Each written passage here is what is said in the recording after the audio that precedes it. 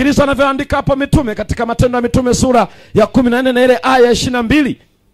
Na usifikiri ni wao tu peke yake. Hebu soma msomaji. Biblia inasema wakifanya imara roho za wanafunzi. Mitume walifanya imara roho za wanafunzi na kuwaonya wakae katika ile imani. Wakiwaambiwa kaeni, dumuni katika imani. Na ya kwamba imetupasa kuingia katika ufalme wa Mungu kwa njia ya dhiki nyingi. Kwa chai ya maziwa ya kutosha.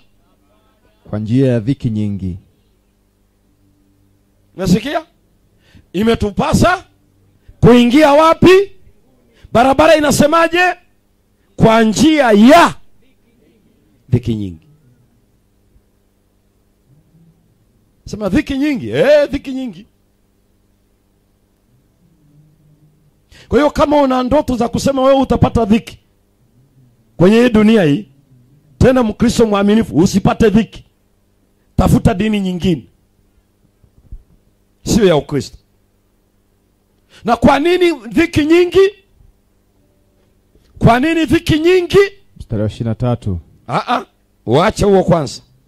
Nenda Warumi sura ya 5. Warumi 5. Kwa nini dhiki ni muhimu kwa wanaokwenda mbinguni?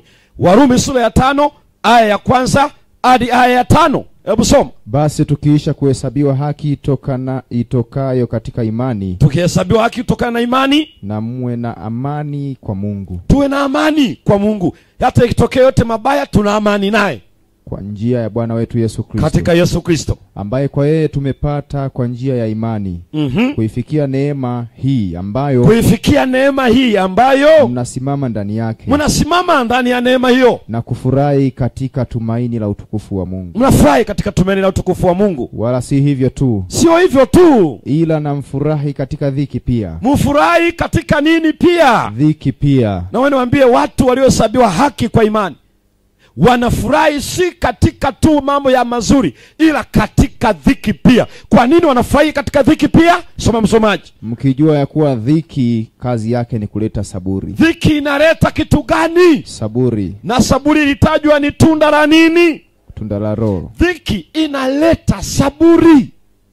Halafu na kazi ya saburi ni uthabiti wa moyo. Saburi inaleta uthabiti, uimara wa roho kwa upande wa Bwana. Inakuimarisha ili uwe imara, usiye yumba yumba. Halafu na kazi ya uthabiti wa moyo ni tumaini. Na thabiti wa moyo ni tumaini. Na tumaini haliwezi kuyumba.